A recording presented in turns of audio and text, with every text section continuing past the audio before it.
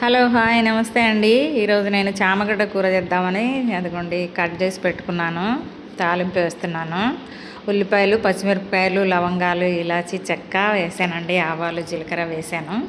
అవి వేగాక అల్లం వెల్లుల్లి పేస్ట్, కరివేపాకు కూడా వేసానండి. అన్నీ కలుపుతున్నాను. చక్కగా అవి వేగాక అందులో కొంచెం పసుపు వేస్తున్నానండి.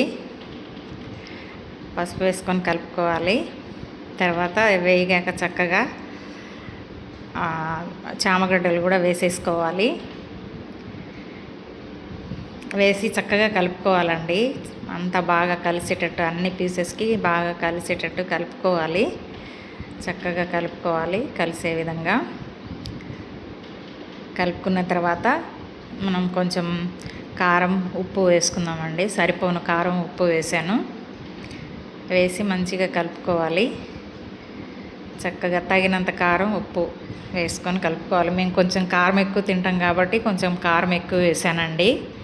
అందులో చక్కగా మగ్గే వరకు మూత పెట్టుకుందాము కాసేపు. తర్వాత చూడండి చక్కగా మగ్గిపోయింది. యాక్చువల్గా చామగడ్డ పులుసు అంటారు, కానీ నేను లేకుండా చేస్తున్నాను. ధనియాల పొడి వేసానండి. కొంచెం పులుసు లేకుండా, చింతపండు పులుసు లేకుండా చేస్తున్నానండి. ఇది ఎన్వి లాగా ఉంటుంది, నాన్ వెజ్ కర్రీ లాగా ఉంటుంది. చక్కగా చాలా బాగుంటుందండి. మీరు కూడా ఒకసారి ట్రై చేసి చూడండి. కొంచెం సేపు మగ్గనిద్దామండి మూత పెట్టి. అది చాలా మగ్గిందండి, చక్కగా మగ్గిపోయింది. ఇప్పుడు వాటర్ పోసుకుందాము. వాటర్ పోసుకొని చక్కగా కలుపుకుందామండి. వాటర్ చక్కగా కలిసిపోయే విధంగా చక్కగా కలిపేసుకోవాలి. చూడండి అలా కలిపేసుకోవాలి. ఇట్లా కలిపేసుకొని కొంచెం గరం మసాలా పౌడర్ వేసానండి.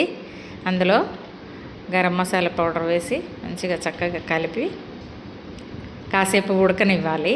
ఉడికినవే కాసేపు అందులో ఉడకనివ్వాలి. అదిగోండి చక్కగా దగ్గరగా అయింది కర్రీ, గ్రేవీగా. చూడండి ఇలా మీరు కూడా ఒకసారి ట్రై చేసి చూడండి వితౌట్ చింతపండు పులుసు. అదిగోండి కర్రీ రెడీ అయింది. మీరు ఈ వీడియో మీకు నచ్చినట్లయితే లైక్ చేయండి, సబ్స్క్రైబ్ చేసుకోండి, నన్ను సపోర్ట్ చేయండి. చూడండి ఎంత చక్కగా గ్రేవీగా అయిందో. చూడండి అలాగే చాలా బాగుంటుందండి. మీరు కూడా ఒకసారి ట్రై చేయండి. ఈ వీడియో మీకు నచ్చితే లైక్ చేయండి, సబ్స్క్రైబ్ చేసుకోండి, కామెంట్స్ పెట్టండి.